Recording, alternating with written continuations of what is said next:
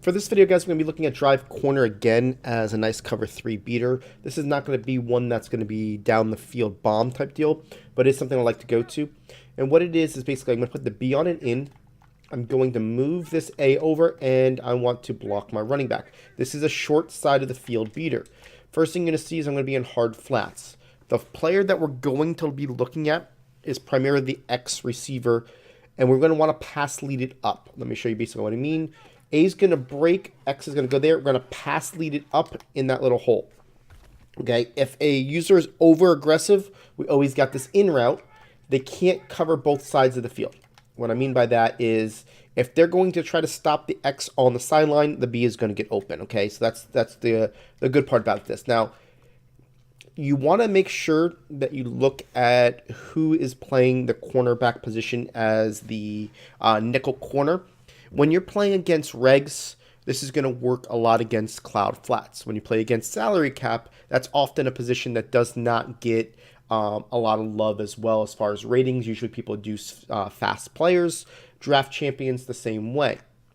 If you're going against an unlimited situation, that cornerback could be somebody of, a higher level player, a taller player. You're going to want to stay away from the cloud flat if you're in that situation. But let me show you against cloud flat, against the regs type situation. You're going to see that you're going to still have that same ability to throw it up to that spot. Okay. Now, it's all about the timing. That was actually not great timing on my part. I can get this a little bit more open. If you do it, basically to where it's kind of on its break a little bit more, like kind of like that. Yeah, it's kind of there. You can get that a little bit more open against it. Jones is a really fast player, so he does make up with his lack of ability in coverage on his speed. So I just want to make sure you know that this can work against cloud flats as well. We do prefer it against hard flats, but it is something that, see, that was a much better timing on cloud flats. I did it basically as he was breaking up, and you'll see that you're going to have that ability there. So, it is something that, like I said, it's what you want to do is look at what player you're playing against. You can see here that I'm going to try to throw it from this angle so you can see when I throw the ball. As soon as he breaks, I'm pass leading it up. And you can see how it may look a little bit more tight when we actually do it, but you can see that this is a really nice ability to throw that ball. And we get all the way down to the 40-yard line, starting at the 40. So it's a 20-yard pass here. This is against cloud flats because of the way that we're able to bring down that player with this A receiver, right? So that's just something that you want to look at. Definitely a much better cloud flat beater because you don't have to worry as much about the ability to do that. But you see this here, you're going to be throwing that ball up, and you're good to go.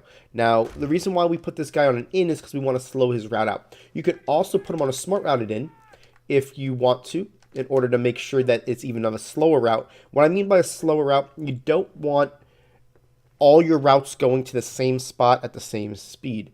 If somebody was to be using a player, if we made them all on the left side of the field really quickly, that's a lot of space he can cover.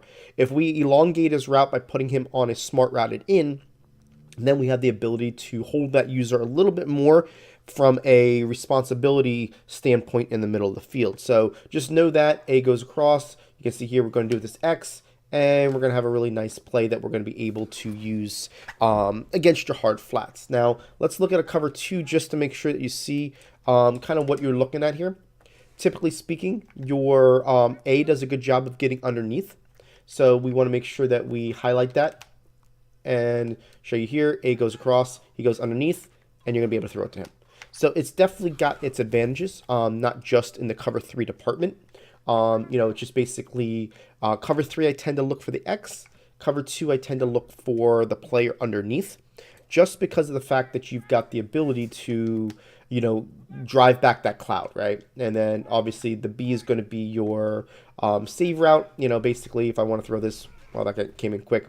Throw it underneath if anybody does any type of selling out. So what I mean by selling out is maybe they're doing the X player and they have a beat on this and they want to go to the left side of the field.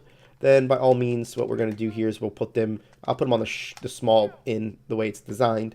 You can see that this comes across. All right, they're selling out. Now we're throwing it to this player. So sometimes a flood concept helps with seeing all the players in one spot, and then also sometimes it hurts if you have them go to the same spot too quickly. So just want to make sure that you understand how this will work and how you can implement it on your own strategy in own play guide.